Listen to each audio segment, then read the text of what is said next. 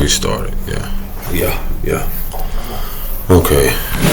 I don't want to rush this at all, but bro, something was just greetings to all, peace to all. This was heavy before I had to part ways. I got a few minutes, but y'all see the topic at hand: passive aggressiveness right here. I don't think we realize how much of a society that was created from baby boomers. Let's give an honest source to the Creator and the Most High for making this possible. But I don't think we realize how much we grew up in a society that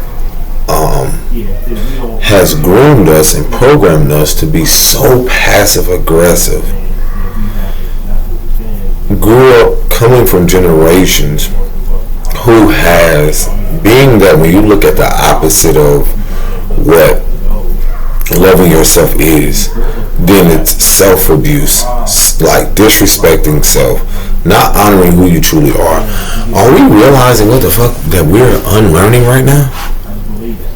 I was sitting here pondering, seeing in certain demographics what generationally religion has done to not only people who are rooted in spirituality, but certain demographics of people who were taught to passively push aside how they feel, what was unhealthy, listening to their intuition, to serve something religiously, something that never gave them fulfillment, something that you can't even, you'll be searching for some type of acceptance or validation to validate self.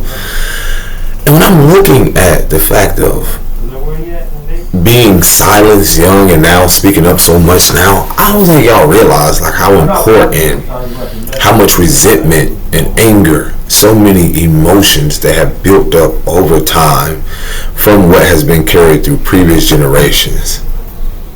As I've talked about, baby boomers, Gen X, and so forth, how much they have passively, aggressively instilled in us and groomed us to be so much like them. And they are the most angry, intensively,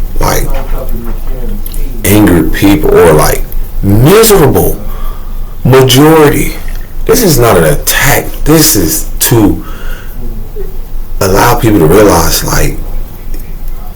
we're evolving our generation, and it's they want us to, there is no sitting down, there is no convincing, because then you'll be wasting so much energy. So that's why I bring it here. But when we're talking about in a society globally, humanity, in humanity, I want y'all to look at this, man. Let me get my little marker out. Why people engage in passive aggressive behavior? Fear of conflict. Now, just as this is about the thing I go to first. As a darker man in this country, I do realize, I've spoken about divine retribution. One of some people's greatest fear, and it can, outside of just color, but making it, when you're looking at the racist tension or the self-hatred, that is some people's greatest fear, is the fear of the conflict that they avoid every day, knowing what their ancestors or people done before they arrived here. And even how we're taught young to be so passive aggressive or conflict avoidant of those who have directly inflicted the pain. So the fear of conflict I'm right here, they may fear direct confrontation to avoid being indirect. Now, how many of us, not even just the climate of self-hatred, racism, how many of us, even in our childhood, when we were silenced, when we were taught not to speak up, don't you talk back? And I'm sitting here realizing, from childhood, we were groomed to fear mothers, groomed to, we didn't grow up on love. We were groomed to fear, not to have courage, not to be able to speak up and stand up in our power. That's what I'm recognizing in my own life, and then realizing certain patterns that I have displayed in relationships, fatherhood, and so forth unconsciously, and now becoming more aware, like, yo, I was taught to be passive aggressive, but now I'm realizing as a generational curse breaker or a cycle breaker, the uncomfortability of unlearning what you've learned, and then the courage it takes to break that cycle and not teach it to your kids. Lack of communication skills. Again, when you're silenced very young, you're not going to have a lot of confidence to speak. You're not going to have a lot of confidence to speak up about what it is that you deserve to speak about. The confidence in speaking in what has been suppressed and repressed for years. So when you're talking about generations, we have all been taught to be passive aggressive. When I look at, even through sports, when I was playing football and stuff, it's like you were not taught to say something back to the coach. You could have been kicked out of the game. You could have been sidelined. It's so many things, kicked off the team and so forth. So I don't think we realize, like, even the fact that not even being able to speak up or respond says a lot, even with that. So they also develop.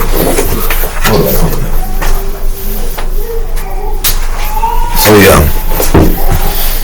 The feeling of, let's see what else, feeling powerless or resentful. Passive aggressive behavior can be a way to express frustration or anger without directly challenging authority. That's one of my things right there, that I realize that it pisses people off because I do challenge the authority, and then that I take back my authority. I take back my power over what I felt like I could not in my childhood do. So again, feeling powerless or resentful. This is what I realized, like, I'll develop over time through with connections with, like, matriarchal figures, patriarchal figures, or even through society and school, is that you feel a sense of being powerless because being silenced, or even this programming of teaching people that they're not valuable if they don't speak up, or making them feel powerless if they don't do things a certain way. Unresolved emotions. They may be holding on to anger or resentment without addressing the root cause. And the root cause meaning the root of something, meaning where it originated.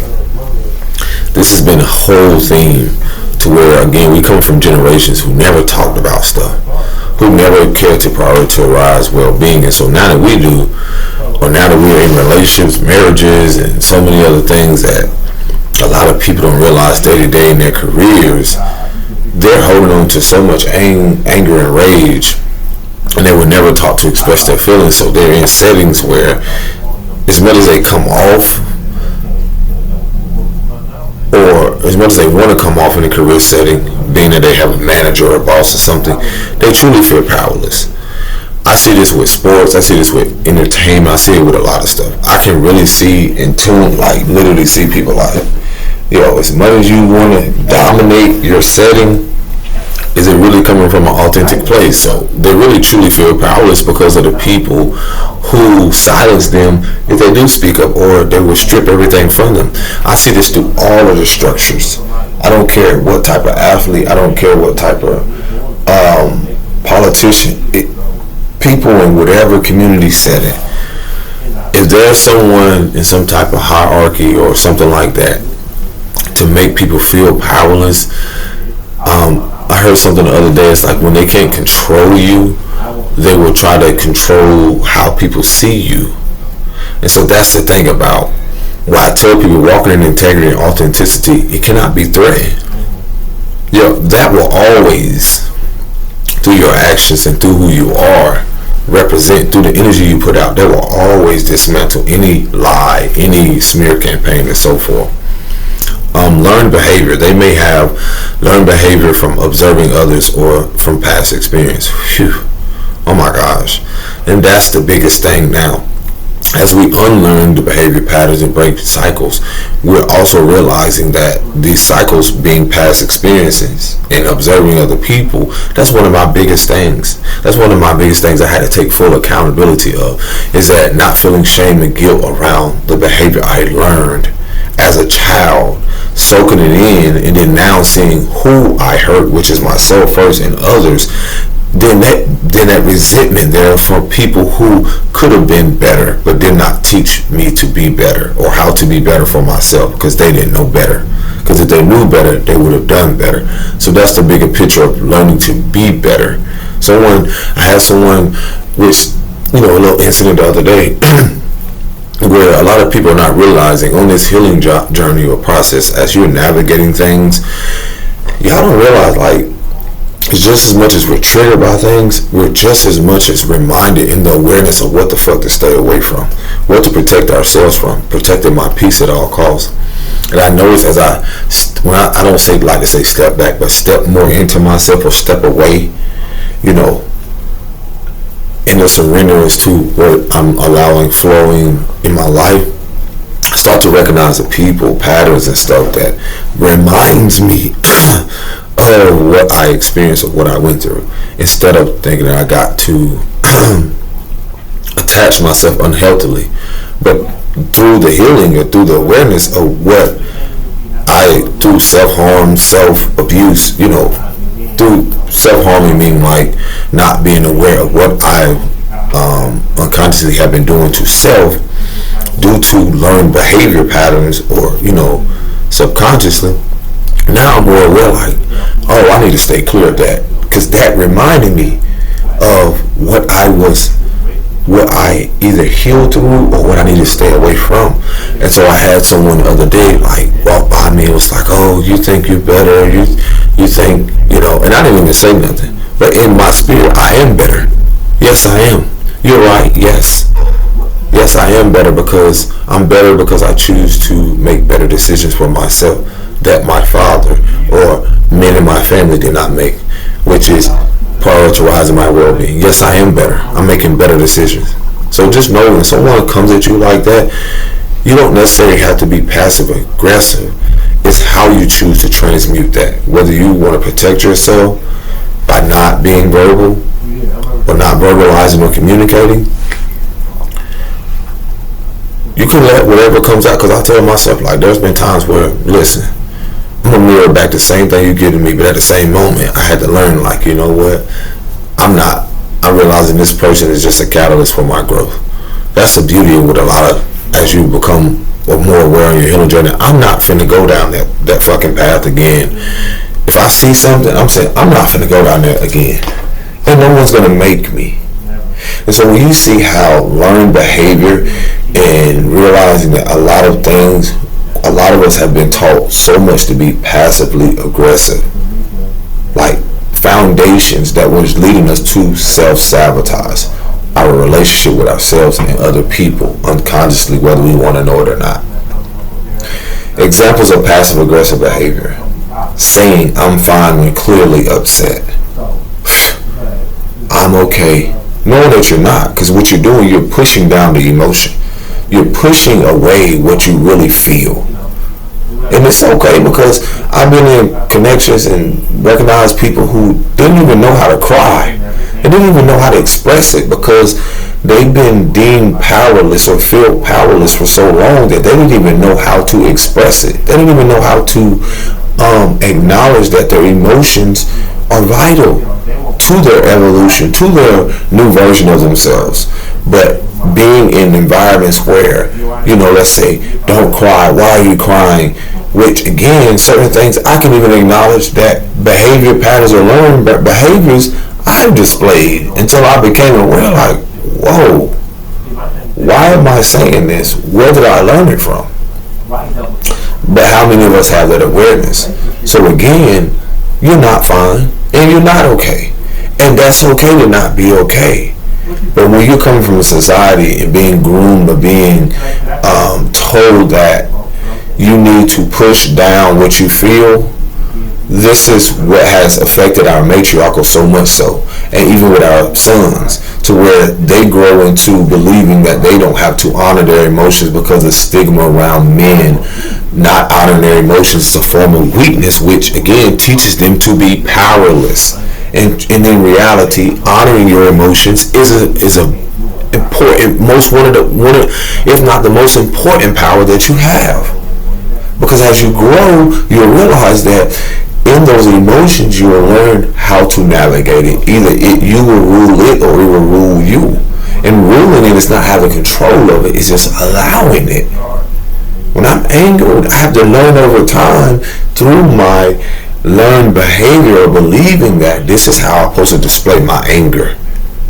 But now I'm realizing, like, no, I can honor my anger. I can do some fucking push-ups. I can punch the air. I can do some breath work. I can take a run. I can go skate. I can go talk to myself, in a healthy dialogue. Come on now.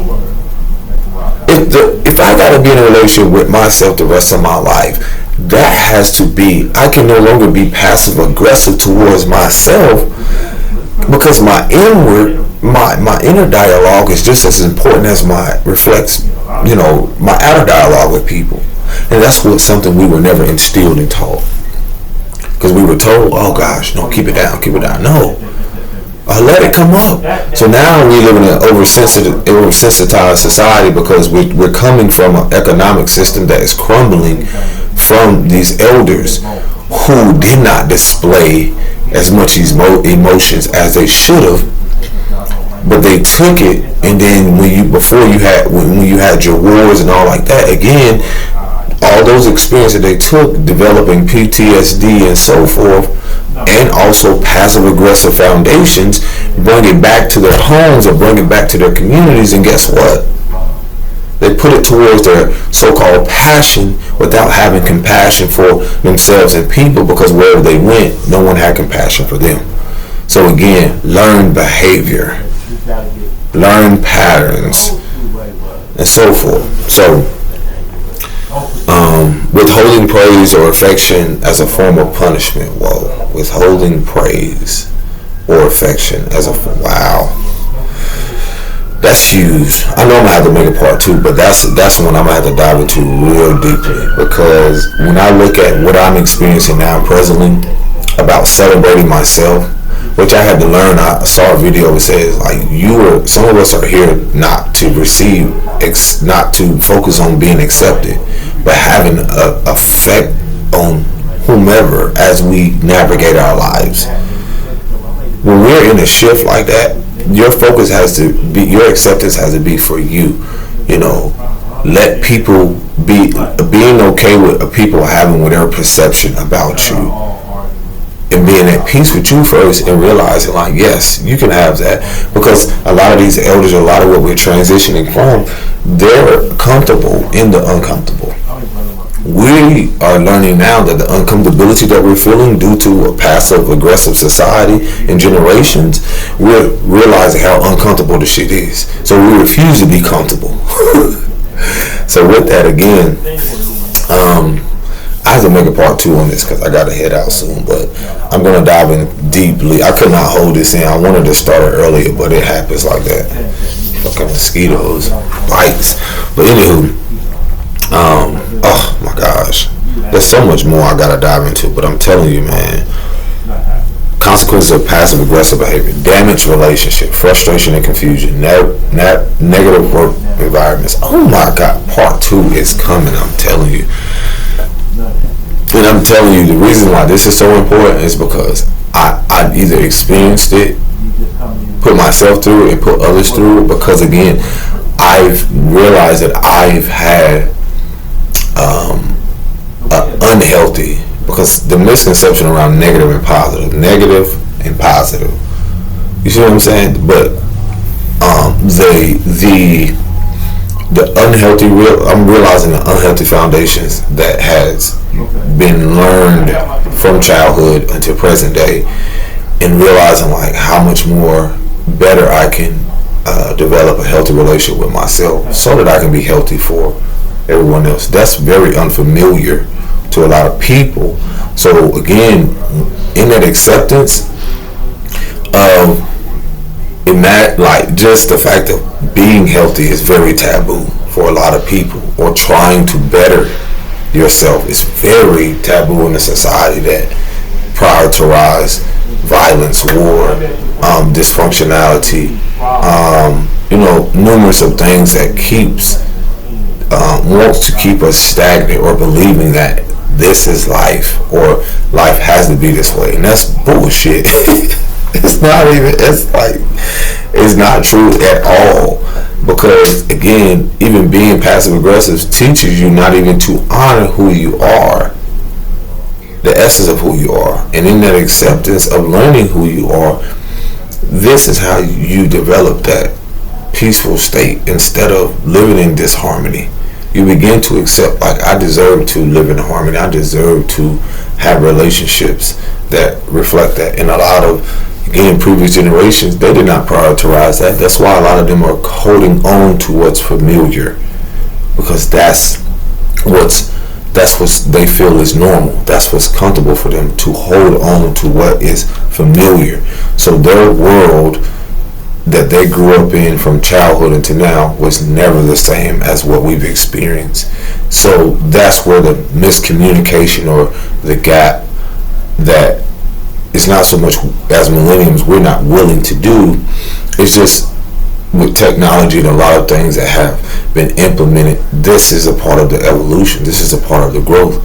And we are willing to do the work, and those who are not willing to do the inner work and so forth, there is no forcing them. There is no forcing people to accept, and that's, the reality that our world is different. This will give you more peace, instead of trying to assume that this person or people or world has to accept you or give you the validation and so forth. No, your audience, your stage is set, and it'll be for who it's for.